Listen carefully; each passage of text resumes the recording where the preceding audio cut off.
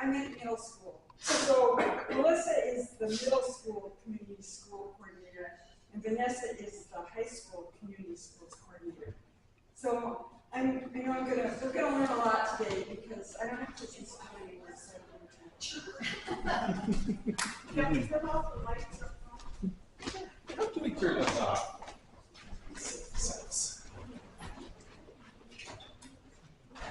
Is that too dark out here, or? No. Okay, great.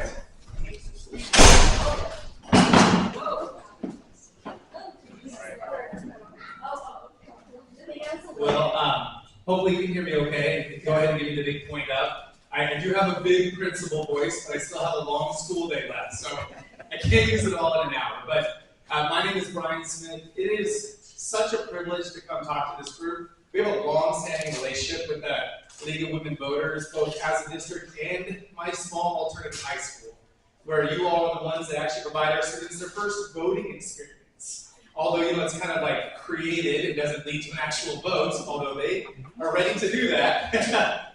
We appreciate the partnership. So today we're here to talk about community schools, and we were just laughing over here. You see that term, and so many times people say, well, yeah, you're the public school district, of course you're the community school, what else would you be? We're going to dive into what this term means, because this is actually a national model. And we brought it to adapt to our own community here in Moscow, and hopefully by the end you feel like you really understand our programming, what we've done, and where we're headed to, and then maybe how you can join us, because there's lots of ways to join. I do have 3 titles of principal, I do career tech, and I do community schools. So what does that look like? 7:30 this morning, I was at Gritman Hospital with our CNA class, where students at Moscow High School can work through 3 classes at Gritman and earn their CNA certification. It is also dual credited through LCS, so if they want to move into nursing school, they already have early credits to head into nursing school. So when I left there, I ran a staff meeting at Paradise Creek High School. That's our small alternative high school. It serves all of Latah County, and to come to my building, you have to be 16 years or older. We go till age 21, and to be enrolled, you have to be at risk of not graduating. So there's a multitude of factors there.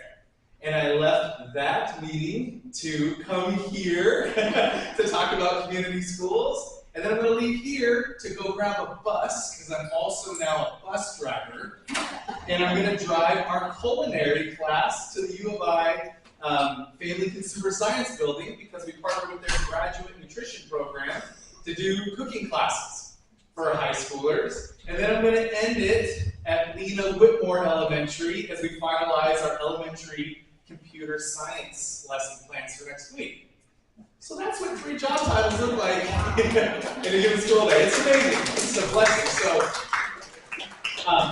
I'm going to talk the least, because the 2 people I'm going to bring in truly are the ones that are changing lives in this area. But community schools are simply this, and I'll read it. Community schools are neighborhood public schools that partner with their local communities to foster environments where every student can thrive. So it should be no secret. We alone, as a school district, do not have enough to support all the needs of our families. We just don't. We don't have enough time, capacity, funds. It becomes an extraordinary lift to make sure that every student can thrive. So what this model means is that we target those needs, and then we reach out to our community and we say, how can we mutually help the youth of our community? And why I say mutually is we're notorious as a school district that when we come knock on your business, they're like, how much money are you going to ask for? Like, is it a bingo night? Okay, we'll give you something. Is it a cookie sale? Okay, here's your check. This is much different. This is actually about building mutually beneficial programs. So Gritman Hospital, who I mentioned, Gritman came to us saying, we are sorely needing certified nursing assistants. It's a job you can be certified in high school. We have open positions. But not only in Gritman, but the greater North Idaho area. And I said, we sorely need medical pathways for high school students to be able to choose. So through working this together, we were able to build this program of 3 classes. And then Blue Cross of Idaho says, this is the mission of Blue Cross, and they gave us $50,000 to do the first year. Pay for our teacher, all of our supplies, the medical beds, the portable sinks. If you've never worked in the medical field, because I hadn't until then, I sent in some strange purchase orders. My secretary was like, Brian, I'm just making sure. This says male arm. I go, yeah, they need one. That's how they practice.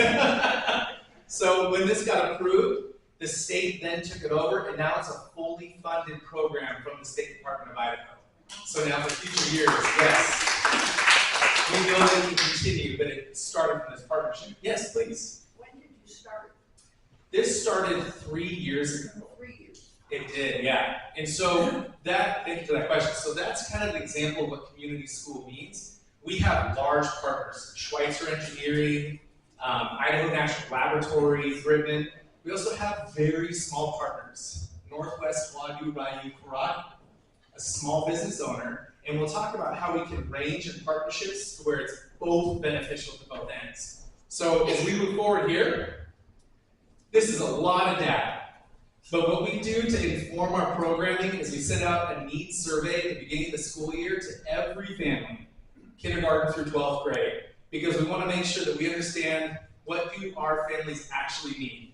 I can make a lot of assumptions as a principal, but I want to make sure that we're understanding what the true need is. So the question, and there's many questions on the survey, this one was, which of the following services would be beneficial for either you or either your family or a school community member that you know of?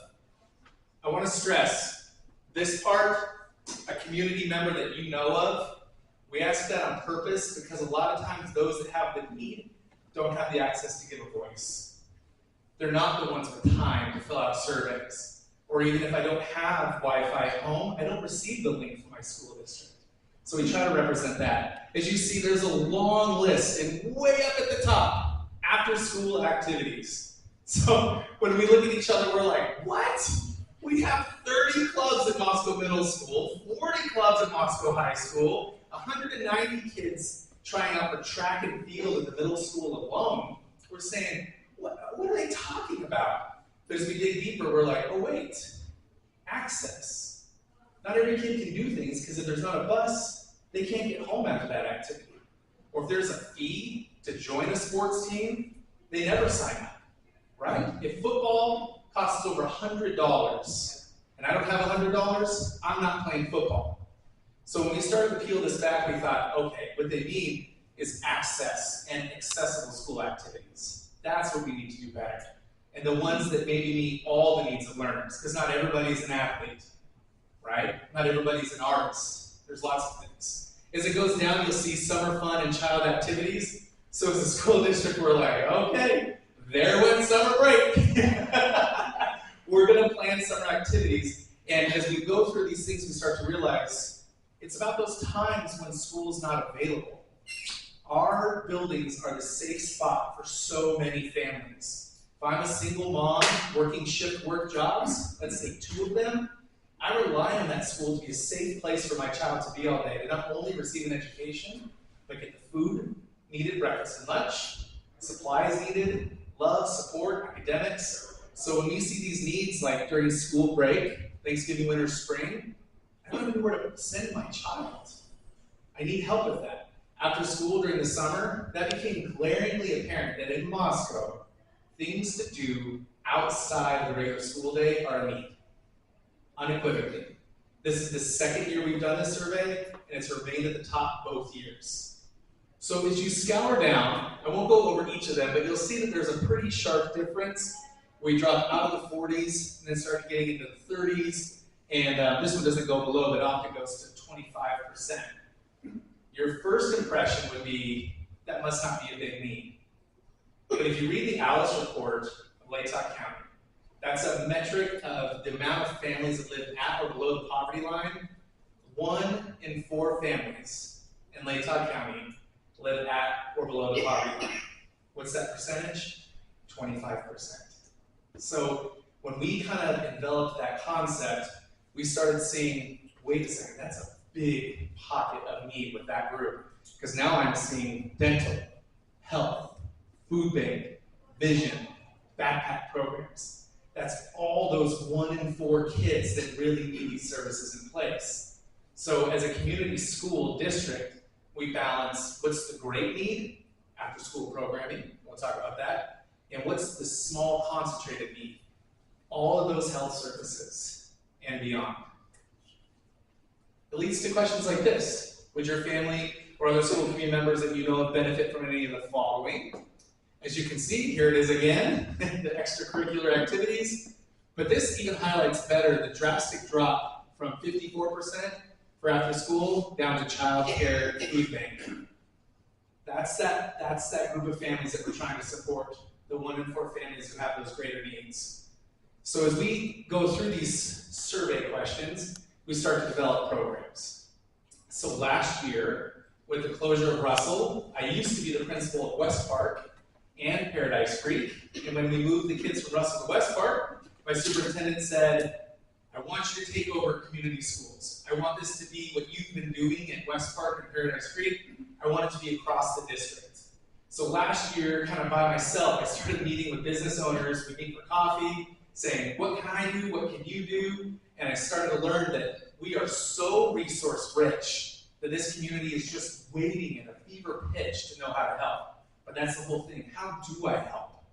And how do I access these resources? So I spent the greater part of last year, I would best describe it as floundering by myself, where we go, okay, I'm going to pull in a group to help me here. We opened a family resource hub right up there at Russell. Free clothing, school supplies, and toiletries for any family.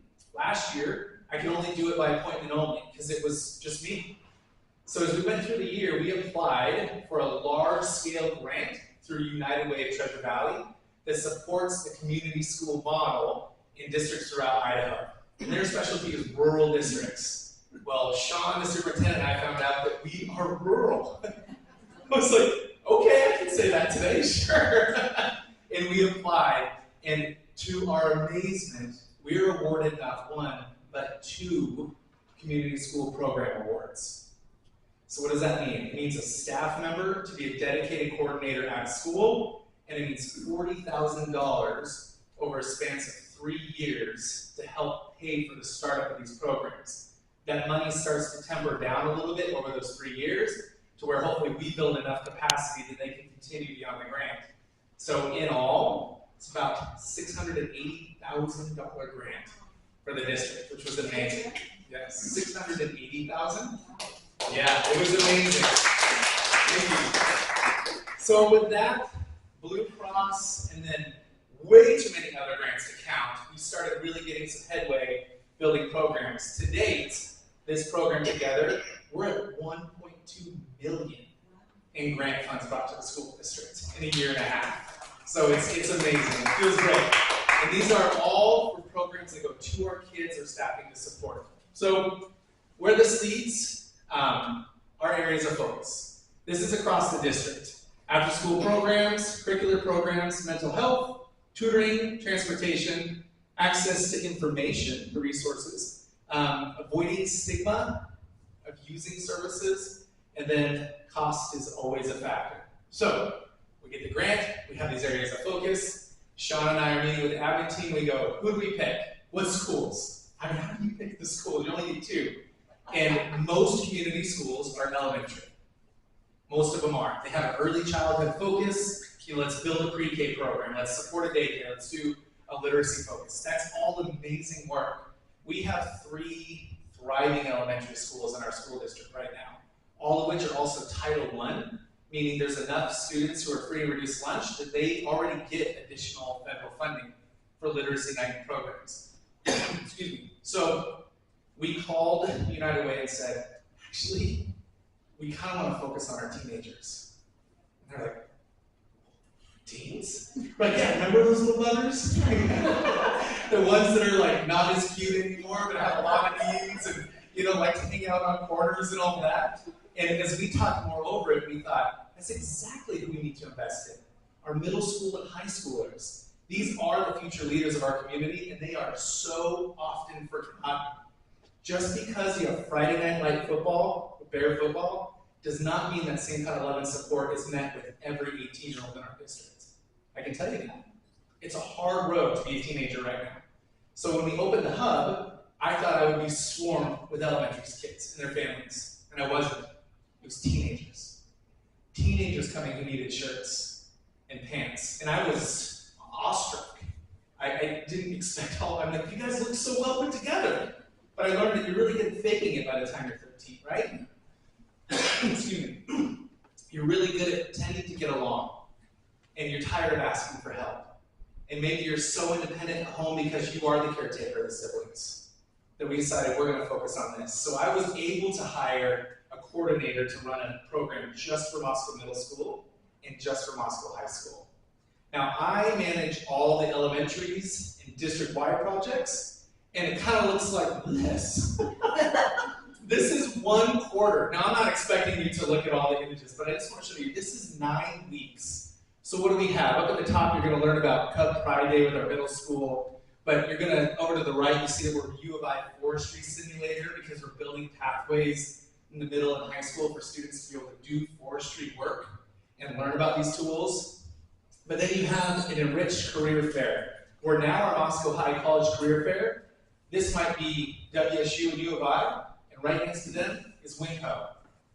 And right next to them is LCSC construction courses, right? We're trying to meet the need of every teenager now through these programs. We have an ASL club, open to the community that we help sponsor. You have a chemistry night, we've got IT programs, and then down here I just want to highlight, I think this has a little guy here. Bottom left, Adventure Club. You've heard of Adventure Club. It's our after-school program for students in grades K through 5. We doubled down on this program, and now it's at every single elementary school.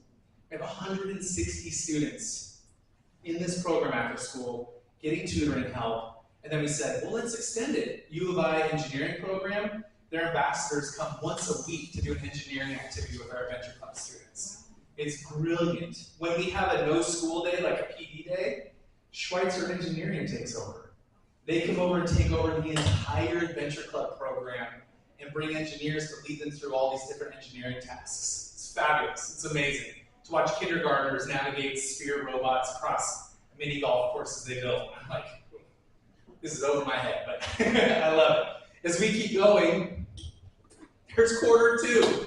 The next 9 weeks, just unbelievable programming, from doing toiletry drives for our hub to looking at Stuff the Bus and our amazing partners at Kiwanis. Louise, good to see you, and where we can partner and now be very intentional of how Stuff the Bus materials and resources are used for the kids in most need. So this just gives you a wide range of the different kind of activities that we're doing, and I'm going to let the folks who are really boots on the ground at our middle school and high school talk next. But that is our current list of solidified partners. These are folks who have truly already delved in, have done a project, have done some sort of a contribution to the district, and are now continual partners. You see here on the bottom left, Gritman. I kind of explained already what they did. Up here, this middle picture, that's Western. So I sat down with them and I said, how does a hotel help a high school, right? Or a school district? Well, they learned that on the first week of school, the 8th graders at Moscow Middle plan a lot of the philanthropic activities they're going to do throughout the year. So Best Western said, you mean they're community leaders? We're like, well, yes, our 8th graders are leaders. Well, it sounds like they should have a catered lunch for this meeting. I said, are you serious? They sat outside of the Bear Den and gave our kids a full catered lunch, telling them, hey, 13, 14-year-olds, we believe in you. We know you're a leader. So plan away and enjoy this food. It was like, I still just, I get goosebumps at how those students were like, me? But I'm just like a 14-year-old, you know? No, you're important.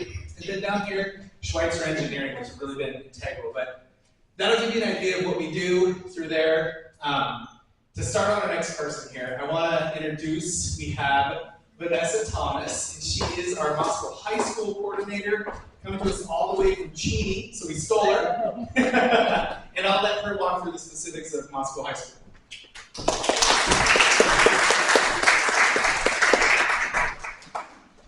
Hello, everyone.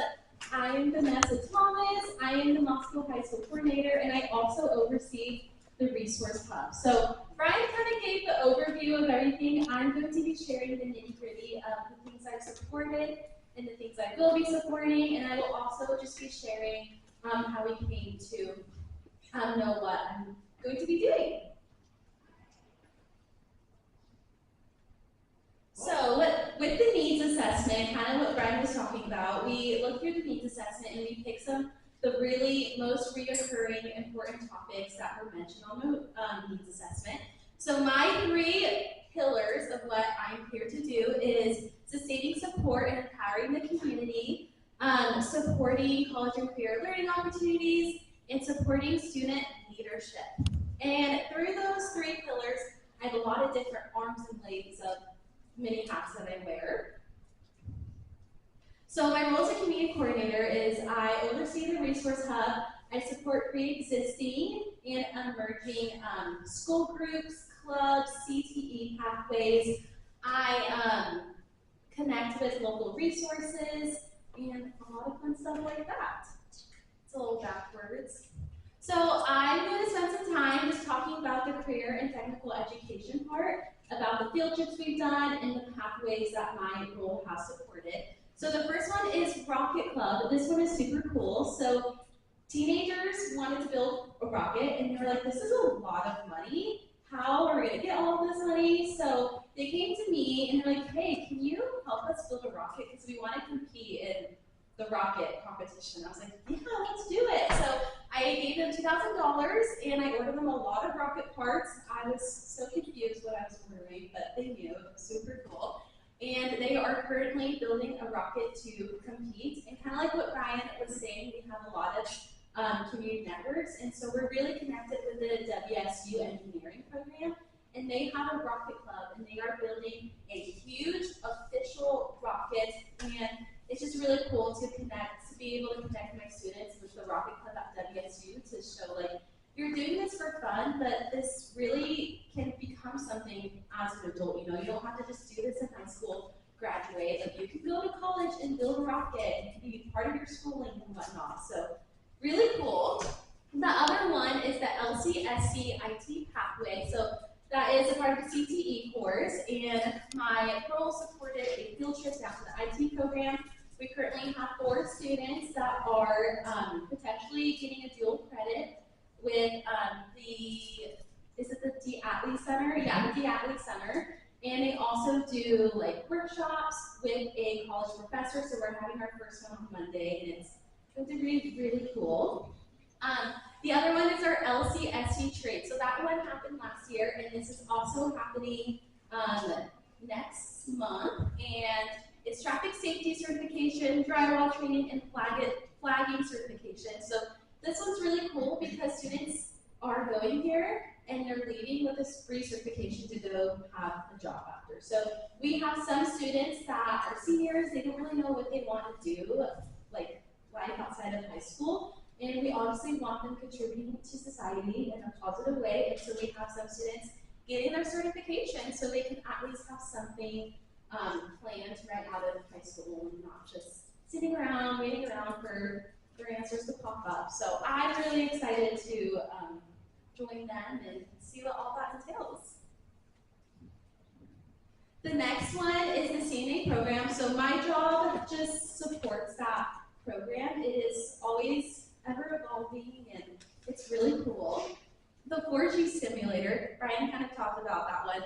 This one was really wholesome. So the U of I forestry program, they have a really nice trailer, and you can sit down in a chair and act like you're in the forest logging, and you can change the weather, you can change where you're at, you can change the temperature. It was so cool, and like the chair moves, and I took a group of students there, and there was this small group of girls that were like, what is this? This is so lame, like why am I here? But then they saw their peers having fun, and so those 2 Cool for School girls joined, and they were laughing and giggling, and even one of them was like, that was so cool.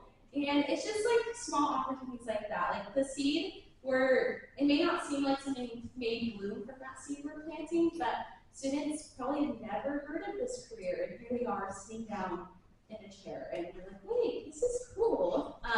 They loved it because I flipped over the simulator, not like the actual thing, and the guy said, that's so rare, and the kids had a good time making fun of me.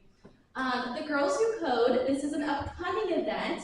This is super cool. So it's 4 girls. We're going to WSU for the weekend, and they're going to pick a topic, and they're going to code it from the beginning to the end, which is so cool to me. I never had these opportunities in high school, and I'm a young adult, and it wasn't too far away, and I'm just amazed by these opportunities. And if I had these opportunities in high school, like, I would have been unstoppable. So really cool.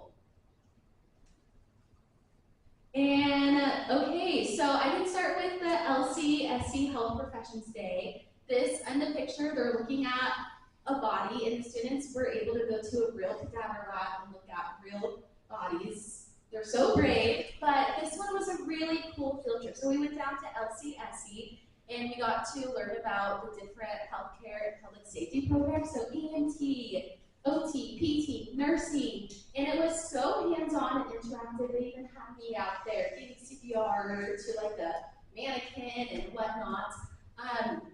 A really sweet story. So we had one girl that was in the group that was kind of undecided on what she wanted to do, just really having that senior like midlife crisis of like, what am I going to do when I graduate? And she left that field trip just having that confirmation that LCSC was a college for her. And she like took a picture like next to the sign, was like, I'm going to this college. And it was just really sweet. And I was just so excited to see her just come to that conclusion.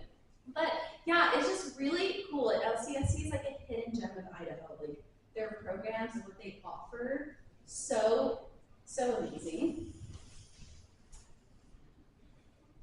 So next up is the student support program. So this is more of the supporting student leadership. So the weekend backpack program. So the weekend backpack program is where students that don't have access to a lot of food, we pack food in a backpack and they take it home for the weekend, and that's their food. So it's very student-led.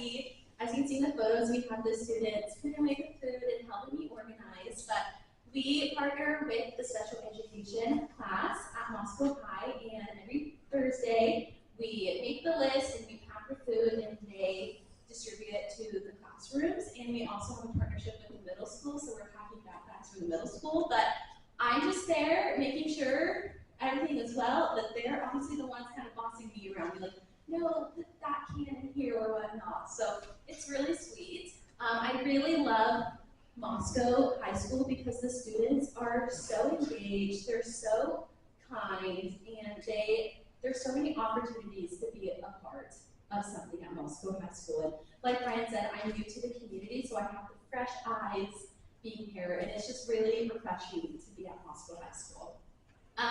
The Moscow Bear Mentors, so it's a group of high schoolers. They have a mentor in the elementary age level, and they go to the school and they mentor with them, and they meet with their mentor, their mentee once a week, and as a group we meet once a month. And another really cute story is we have 2 mentors that go to the same school, and their mentees kind of struggle with just like feeling like they belong. They also struggle just with self-esteem, and they didn't really have like a lot of friends, and so that's why they qualified to have a mentor. So my 2 mentors go to the school, and their mentees became friends, and so every week it's just a group of them hanging out, and when they leave, those 2 mentees now have a friend, and they play with each other all the time at recess, and it's just so wholesome. And it's really sweet seeing I've seen some students in this program just really take off in the leadership and voicing like, we should get this kind of training, or we should recruit in this way. And really, I'm just here to be the bridge to make it happen, but they're the ones kind of moving things around. So anyways, onto the Community Resource Hub. This one is a big part of my job. So kind of like what Brian was saying, we service kids aged 5 to 18 in the Moscow area. And I recently just changed that to have clothes for babies as well, because we have a lot of families that come in shopping for their kiddos, but then they also have babies, and their babies aren't getting any clothes. So that is something that we are adding right now. I'm currently redoing the whole resource hub room to make it's in a bigger room and it's gonna look so nice. But we have White Pine Outfitters. They come and they donate clothes that they're not using at their store. store to us, so we have really nice like name brand boots and coats and just really awesome. I partner with Mattress Firm, so they have a box, and if people need to go donate stuff, they can just go to Mattress Firm, look at some beds you know, and donate some clothes. So some really awesome partnerships have been coming up. Pardon? You said you have a box? Yeah, at Mattress Firm. Yeah. Yes. Yeah, so this is the Resource Hub. These are my Hub Helper girls. They come to the Resource Hub every Thursday, and they help just clean, vacuum. They also help with restocking if needed, and they are a huge help and blessing to me. And they do so well. They're seniors, so I'm going to miss them so much. So,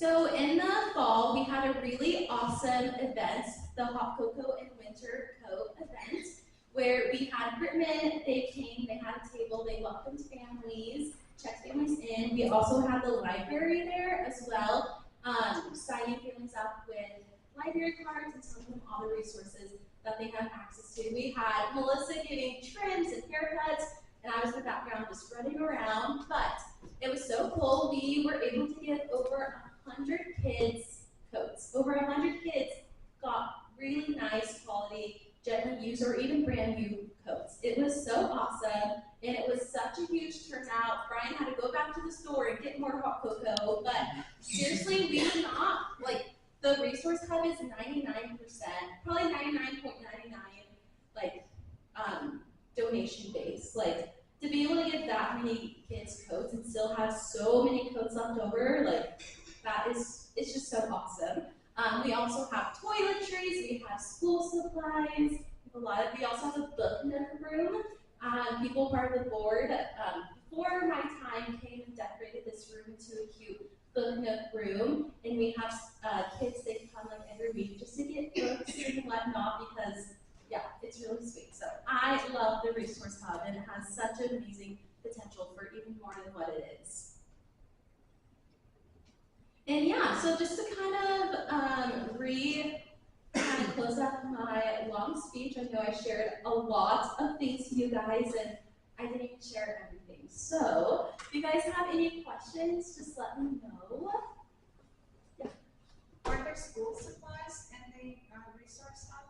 Yeah, there's school supplies. So we get school supplies from Stuff the Bus.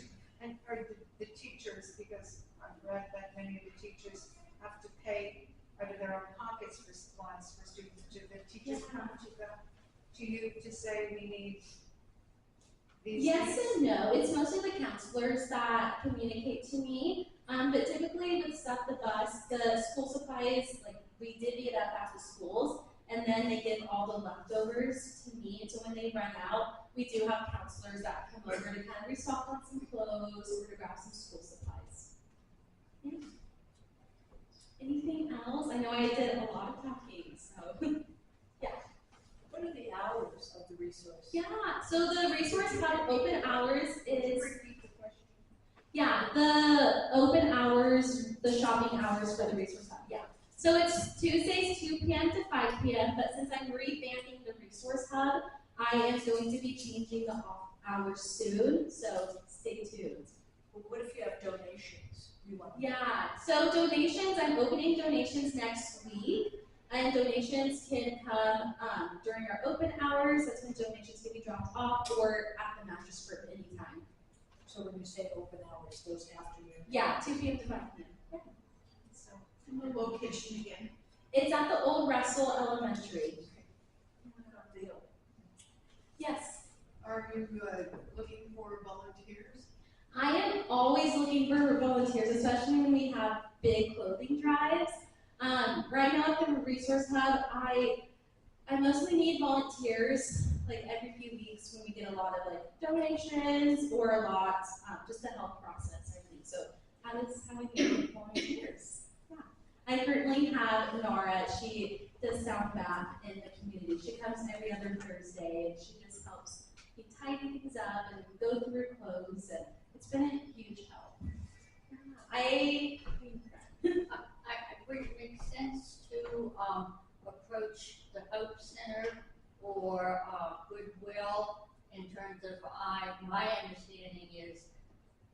get more clothing donations, then they can really resell, and they might be willing to partner with the hub to donate some of them.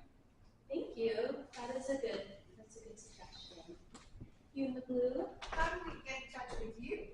Yeah. So my email is. There's a last, at the end, we have a slide with all of our emails. Oh yeah. That we'll leave up, yeah. Yeah. So email me anytime. Yeah.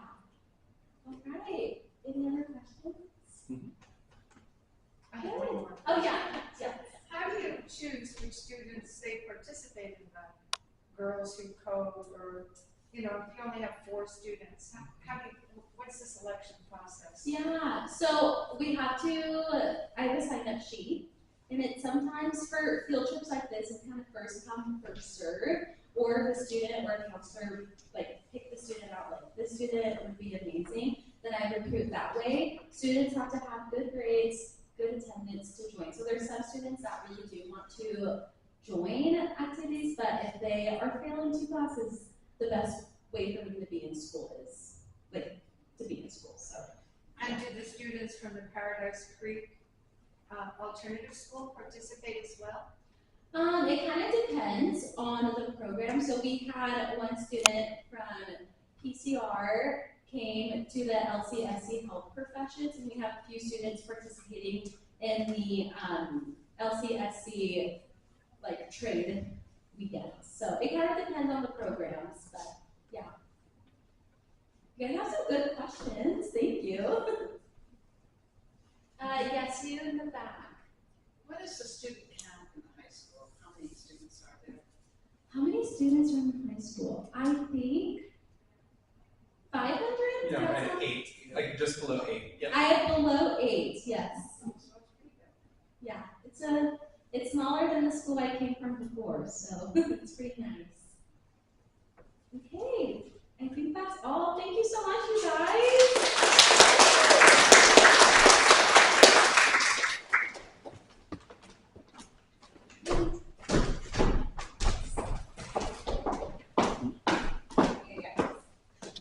My name is Melissa Godfrey, and I am the community school coordinator at the middle school. So something really quirky about middle school is people forget about them. They say, oh, look at these cute, adorable elementary school, they're so cute, and oh, these big high schoolers, they are ready to take on the world, or they're not, you don't know. But for sure, the middle school is kind of this weird adolescent phase that people either want to forget or they try to forget.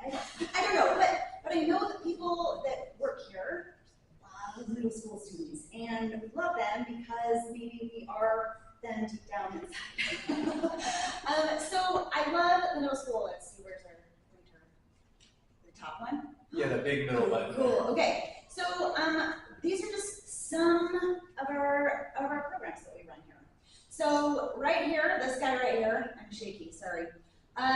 We took a bunch of 6th to 9th graders over to WSU, and we did an engineering day, and they did hands-on experience with engineering labs, and this guy right here is holding a satellite that was going to go into space to test farming in space, but then 2020 happened, and nothing happened.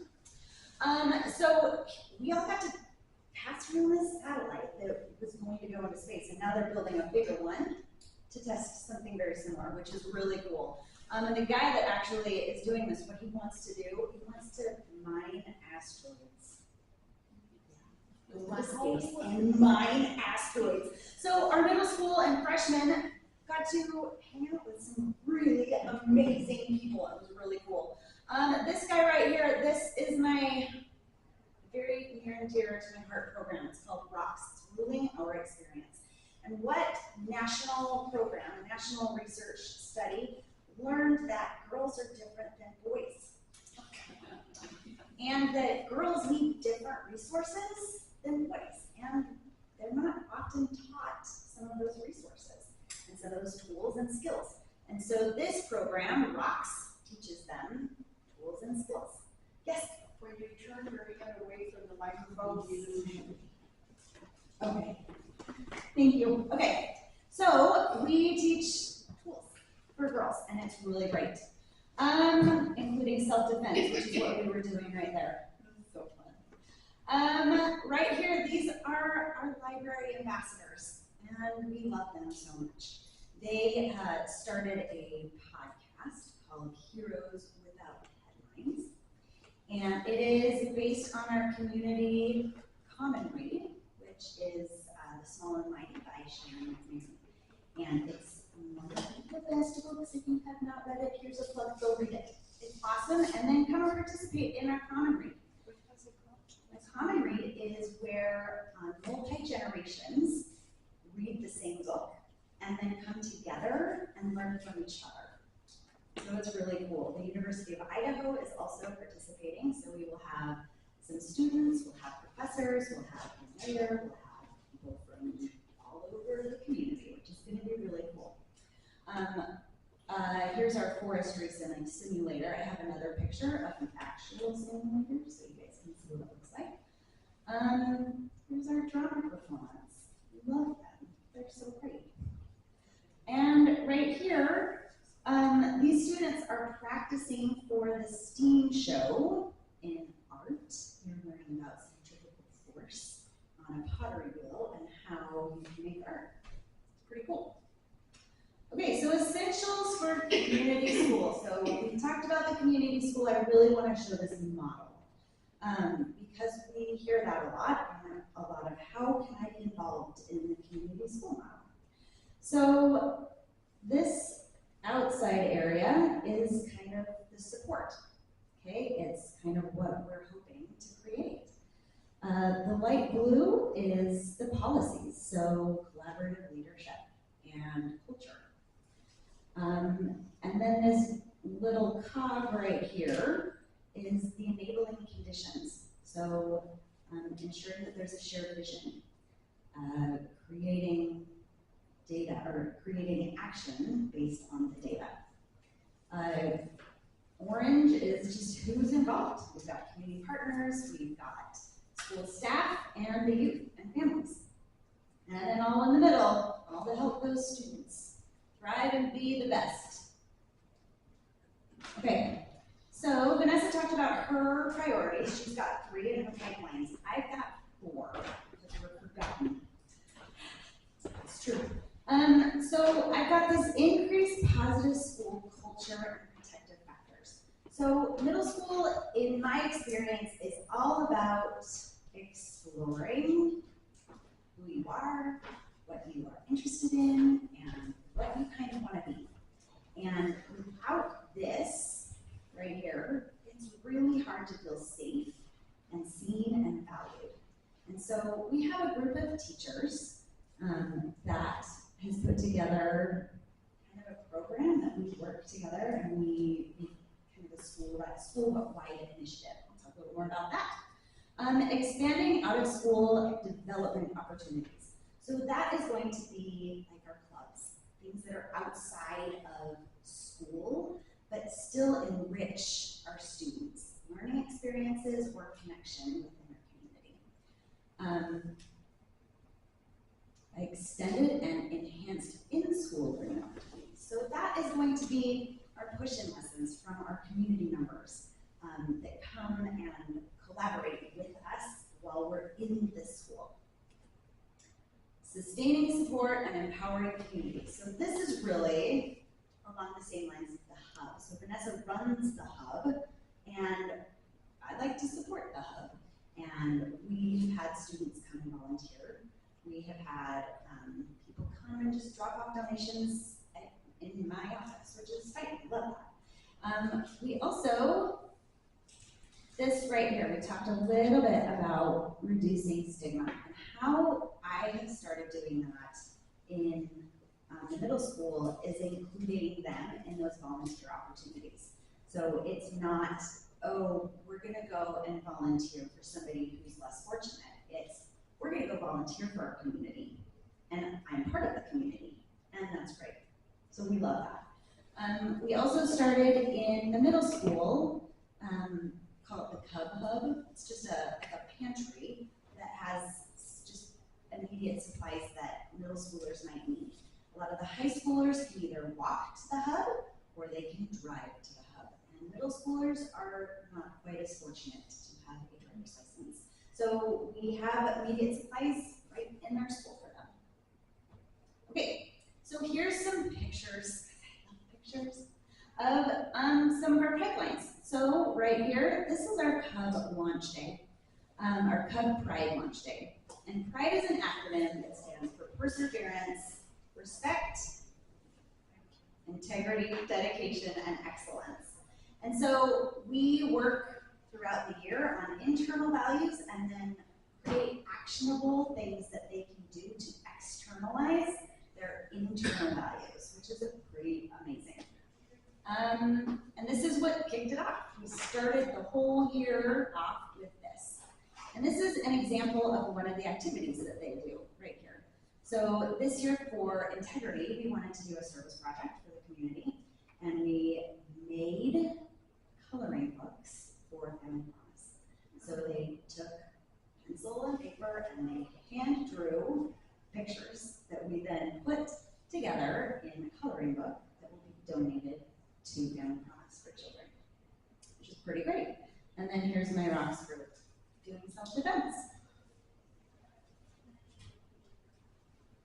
All right, so this expanded out-of-school development opportunities. So Brian talked a little bit about that big need of after-school and non-school day activities. So here's some of what we do. Right here, this is we went to, let's see, PCEI, yes, did a day where we pulled together and we got on a bus and we went out and we learned about the outside experience, which was really cool. Right here, they are digging through the water and they are learning about invertebrates in water, which was awesome. It was during the summer, it was totally free. They dropped them off at school and then went out and dropped it back off, and then Brian walked them to the free lunch over at Lena Whitmore, which was awesome. Right here, we did a day with Moscow Contemporary, and they brought in artists, and we created paper and printmaking, and it was amazing to see these kids come together and be creative in a safe environment that was supported through the school. And once again, then they walked to free lunch. Right here, this is our Heroes Without Headlines. This is one of the first podcasts that they did. And you can see that they are holding the book, The Small and the Mighty. And I gotta tell you, these kids are just absolutely emerging leaders in our community. And you would never know it because they're weird and awkward middle schoolers. But I can tell you, I sat in these podcast interviews where I'm in tears because of some of the questions or some of the answers that they have given. They're so well studied and well spoken that you would never know that 10 seconds later they're hitting their friend because I want that sticker, give me that snack. It's such a crazy, amazing time in their life. And here's Brian Smith, drowning Barbie. See that's Barbie right there. This is in the hydraulics lab over at WSU. We took a bunch of kids during the summer. Nope, not during the summer, during a PE day. Over to WSU, and we explored that, all different labs, and this was one of them. Oop, that one. Okay, so extended and enhanced in-school learning. Okay, so here's that forestry simulator. So cool. It's a big seat, and then on the screen right behind it, you can kind of see right there. It's big, and it rumbles, and like Vanessa tipped it over, not the actual machine, but on the screen, right? And it's pretty tricky. It was pretty tricky to learn the different controls. Things are different, and they do this so that they don't go out and ruin the multi-million-dollar piece of equipment. So they do a lot of actual real training on these machines, which is really cool. This right here is we've got some library ambassadors meeting with some U of I college students who are training to be teachers. And they wanted to ask them what it meant to be a teacher to these middle schoolers and learn and partner with them. So when we talk about partnerships, that is really what it's about. Like, what can you do for me and how can I help you? Like, we have this shared vision. This right here, I love this. This is, we took all of the 7th graders to a Sherlock Carol. We bussed them over and we got to see a live performance after they had studied A Christmas Carol. So they'd studied Charles Dickens. And then they went to go and watch a live performance of similar style of theater, which was really cool. Okay, this right here, I forgot her name, but she's lovely. She is teaching Matthew Haley's students about Chinese calligraphy. And she came in and she brought these beautiful papers that you just write on in water and then it dries and it goes away. But they all got to practice Chinese calligraphy, and it was a really cool experience. Right here, we've got some WSU engineering students working on a project for our geometry class. Our geometry class said, I want to do 3D shapes, and we need to figure out how to put it in a program and then make water bubbles that hold a very specific amount of liquid. So we're using math, and we're using computers and 3D printing, and I'm not sure how to do that. And I said, I know who does. So I called up WSU, and they sent a whole bunch of students to help out, which was so cool. And then they'll 3D print them. Okay. Sustaining support and empowering community. So right here, these are our girls cross-country team, and what they did, they came to me and said, I would love to support the hub. How can I do it? And I said, okay, what if you guys run to the hub for cross-country practice, and then you work for an hour in the hub. We clean and organize a big pile of donations, and then you run on back to the middle school. And they said, that sounds great. So that's what we did. They worked for about an hour, and we got boxes and boxes of donations sorted and picked through and cleaned, and then put away so that we could put them out for our community hub. Love this picture too. We have parents all the time call and ask, how can we help and support? And I love that I get to be the person that says, I know what we need. We need shoes. Kids don't have shoes, and if they don't have shoes, they can't come to school, or they can't participate in sports, or they can't go to gym class without borrowing a different pair of shoes. And so this amazing community leader said, I got your back. And she got us 100 pairs of gently or brand new pairs of shoes and donated them, and that is me receiving them. It was pretty great. 100. And they weren't just like a little, they were like Converse and Nike. They were name brand, beautiful shoes, so that when people go into the hub, they can say, I need a pair of shoes. I feel comfortable in these ones. It was a really beautiful thing. And this is just to go along with our Family Promise coloring book that we did. We also did a drive, a toiletries and needs drive for our Family Promise group. And once again, this is to kind of avoid that stigma. We really want our middle schoolers and our community members to know that it is not bad to ask for help. It's not bad to support. It's not bad to need the help. We can ask and we can support, and it's just part of being a community.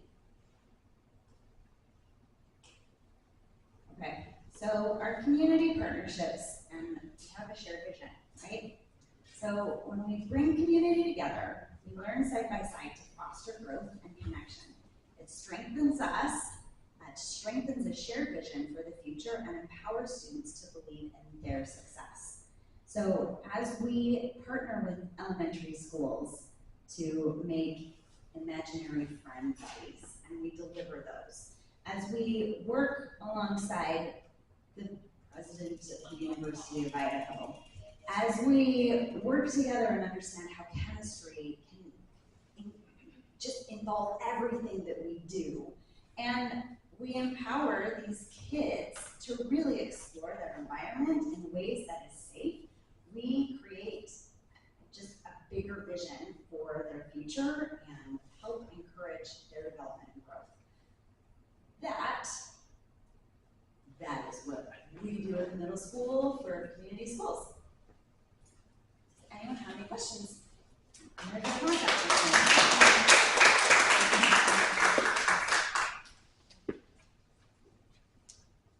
Take a picture. Yeah. So how do you choose like the disadvantaged children? Who might not come out and say, yeah, I'm going to join the Rocket Club or whatever. Because I suspect, in my experience of having been a child, it's usually the same children who are, whose parents are very involved in the school, but children who are more outspoken, have more self-confidence to come forward to take advantage of them. So what about the kids who are more disadvantaged and might not come forward? Yeah, you're absolutely not wrong. It's a big concern that we have. One of the ways that we're really doing it is by empowering our teachers and our staff to take notice and to bring those students to our attention, and then without drawing attention to them, we encourage them or we ask them how they're doing and then invite them to participate. We have a really great program called Little Peeps, and if you have got a teacher notices that you cannot see the board, you say, hey, when was the last time you had your eyes checked? Oh, I can't, we don't have eye insurance.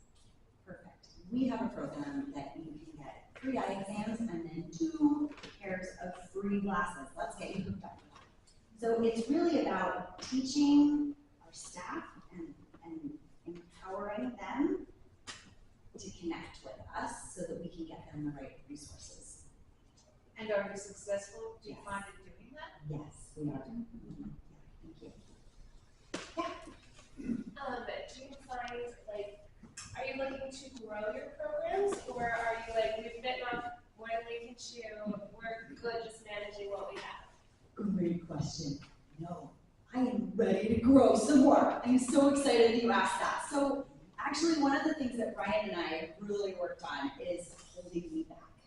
Because I want to do more, and I want so much for this community and for our middle schoolers. I think that they, and our high schoolers too, I'm not going to forget about you, they're great too. We really, really want to support them. I have to lay this foundation, right? So these pillars are my foundation, and as we grow, as we see needs change and shift, we get to change our action plan every year and adjust what we need. So some things that we're growing in is an activities bus. We are working as an activities bus. So an after-school bus program that will pick kids up after sports and drop them off where they need to be. So it reduces that need and then invites more people to participate. I'm also looking to hire an after-school tutor. We've already got the job posted so that we can have after-school help for homework for those kids. And we specifically want the tutoring program and the bus program to work together because often it is those kids that need a ride home that can't participate in those after-school programs. So having that activities bus be able to run after all of these things and get those kids home is really important to us. Yeah. It's wonderful that you've received all this grant money, funds. It's amazing. How long do you think this program is going to be able to go? Do you have additional funding that you can look forward to? How can we keep it going? I love that question. So our program will run for 3 years, for sure. Well, I should say not for sure. We're hoping that it continues to run for 3 years. And that's one of the reasons that I kind of laid the foundation that we are kind of working together to build a sustainable platform so that when funding starts to kind of dry up, we can kind of connect with partners in the community to continue the work that we're doing. So I hope forever is my answer. Anything else? Brian has to. Thank you, Melissa.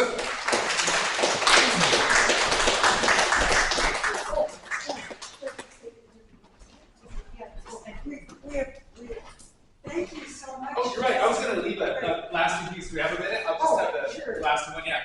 So what I was going to say here is our emails. If you want to email to a specific age group, by all means, either Melissa or Vanessa, or if it's a larger district question, please feel free to contact me. Your question about continuing, that is around our work every day. So why we've been so systemic about it is that we're going to build something. We ask, what does it look like 5 years from now?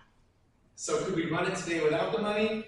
If we know the answer is no, then yeah, we can use the grant funds to start it, but we have to have a partner to make sure it continues running. So I think like the CNA program is a great example.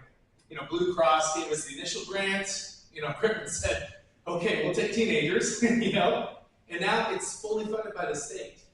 So It is funded by the state. it is funded by the Under state, what umbrella? under CTE. Okay. So, yeah, so it's an approved program. So, you know, when we talk about those services for those students that you all are mentioning, we have a position we fund called the medical liaison. This is one of our school district nurses who's already hired, so already on payroll. She partners with CHAS, and they meet once a month to go over what's all the available programming to families. So then when a family in either their schools or the elementary expresses a medical need, and they say, I can't go to the doctor. I can't afford it. I don't have medical insurance. I'm not a citizen. I'm a university student, right? Or it's dental work, and I just know I'm going to get hit with a bill. Our medical liaison can meet with them and literally walk them to the front door of CHAS, to their patient navigator, to help them learn about the sliding scale, where for some it costs $0 to receive medical treatment. That's an already existing institution that happens. And so that's what we try to facilitate. And we were really put to question when the risk of losing SNAP benefits was prevalent in our community. I mean, there was a lot of fear. We were on the phone and emailing, 20 hours a day with so many families that use SNAP. What are we going to do? Our inclination first was to do a massive food drive at the middle school and high school. Let's fill the lobby with everything. But then we thought, we'll never, ever be able to keep doing that, right? So instead, we put all of our resources together and created a food insecurity guide. So we reached out to the community and said, who all does this already? Like, who has their funding solidified, existed for multiple years? We'll do a better job of making sure that when this insecurity is expressed, we can give you the information to actually empower yourself as a community member to use what exists. So kind of what this looks like is we operate as the center cog of Greater Moscow. And we try to be that point of reference of how to access those kind of materials. And that's how we're hoping it goes for decades. Yes, sir. Brian, I know you got to measure a lot, right? So Yeah. a lot of people serve, but is there also other factors in there where you can look at, say, delinquency, high school graduation rate? Is there what are the other quantifiable measures? I know for the grant, right? Yeah. You have to prove yourself. What are some of those things? That is a fabulous question because I could probably do an entire hour on the data that we collect. So we drive everything off of numbers. Attendance, it starts right there. Plain and simple. If we do not have a child in school, we can't support them. So attendance is our #1 metric that we measure, and we have seen an uptick in attendance in most need areas, which is fantastic. Then, yes, grad rate is checked, especially at our middle school. We also look at enrollment of programs. So we see what's the number of students enrolled, and do we have the continued same students enrolled. So something that we've been battling is those professional development day activities. We see a lot of the same 15 coming, right? So we say, how do we make sure it's different names on this list? And then we use other survey metrics. So we do what's called the Youth Wellbeing Survey. And it's a Youth Wellbeing Survey. This is a massive metric that measures every component you could imagine you could ever ask a teenager, from how often I use tobacco and alcohol, to how I feel about being bullied, to how I feel about my success in my support group. And we use this data to inform our programming. So when we put these prevention pieces in place, our last survey, I'll give you an example about using tobacco or illegal drugs, we are like less than 98% of our student body who said that they had tried it. I mean, which is, like, when we met with the state board on this survey data, they're kind of like, what's going on in Moscow? And then we said, one, we have amazing families and parent supports, but we've invested in making our kids feel like they belong in school, so that when 3 o'clock hits, they don't just go home or go wherever. So some of those metrics are starting to inform us. We are at over 1,100 students directly served in a year and a half. Yeah, which is great. And there's still some ancillary pockets that we're trying to get our feet in, you know? It can be hard to get some of those high schoolers to come to everything, and so that's why Vanessa's got such a large swath, where Melissa uses that Cub Pride program, and that's every single middle schooler. Yeah, so I'm glad you asked that. We really want to make sure what we do is informed. Yeah, thank you. I just have a question about the surveys. It's my understanding the legislature passed a law that you can't do surveys unless you get permission from the parents, right? Yeah. And are you getting that permission from the parents? If I could explain the amount of hours I spend calling individual moms to say, if you just click that box. No, it's a huge amount of our work as coordinators to get that parent permission. We've added it to our online enrollment process now. So when a parent now enrolls and then affirms information, it's a box that says, here's the surveys we run, here's how we use the data. We're finalizing a community data walk for the end of April that we're going to host in this building. So we're probably 4 days away from having the event flyer, but we want to take that, the youth well-being survey I talked about, and we're hiring experts out of Boise to lead a community walk around our data. So we want to invite you all, Gritman, anyone that does pediatric medicine, anyone that does youth programs, to come, and they're just going to like put us up there. Here are the raw numbers of Moscow School District, and it's a data walk to where we see the needs expressed, and then what are our existing programmings to help us find gaps both in our district and the greater community. Right. Yeah. As a follow-up to that, how many of our families and or students or both do not have access to those resources or those communication, to just doing this survey, to doing whatever? Yeah, that's a great question. So technically 100% have access by either, because we do a direct email and then we also have direct in-person registration events where we provide the computer. With that said, we had 80% signatures at Moscow Middle and 64% at Moscow High School. So that's the number we got permission from. Yeah, it's still a hill to climb. And frankly, there's some adversity around giving permission for their child to take a survey. You know, we try to show the questions ahead of time. It's not like too encumbering or revealing, but it does talk about mental health, suicide ideation, illegal drug use. There's questions around comfortability with parents. But where we're changing things in that dynamic is that we're hosting events. Like I'll give Paradise Creek as an example.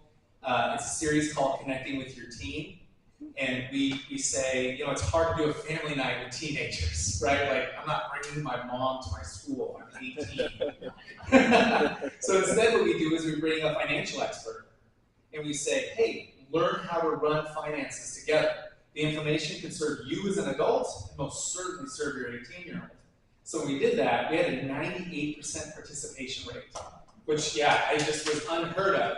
At that meeting, I was able to pull up the parent perception survey, what students said about their parents, and far and wide, 87% of students said, my parent is my person who I trust.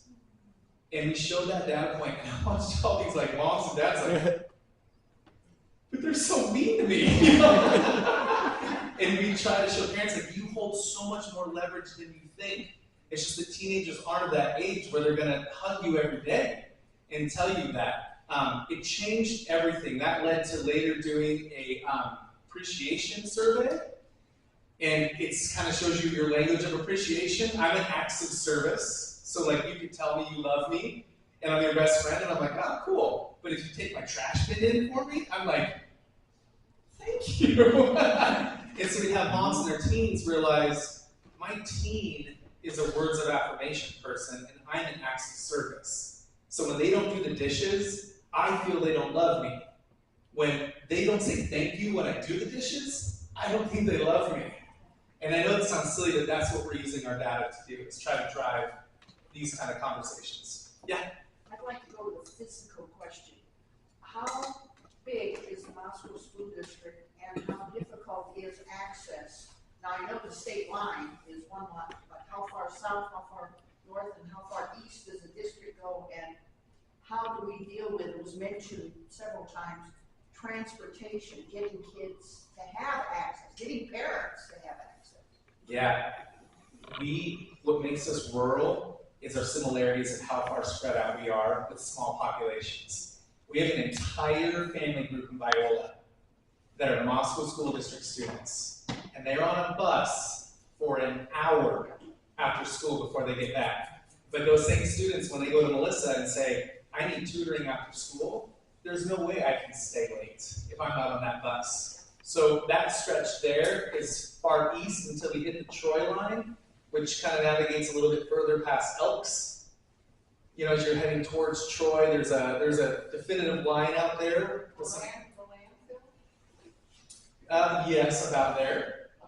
Yeah, and then we go south toward Lewiston, much further than you'd think before we hit Genesee, right? And then, west, they made the line for us, or Washington.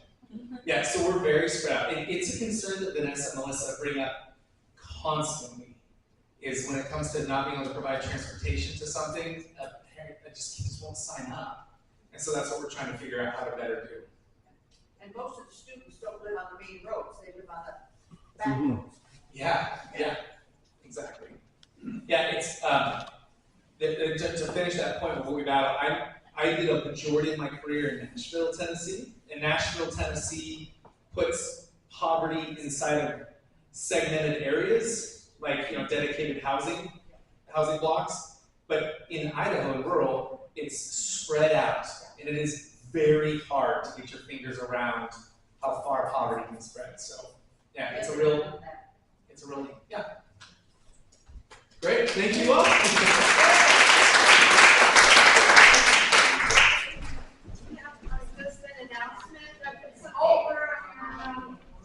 Chairs about upcoming, two of the upcoming presentations.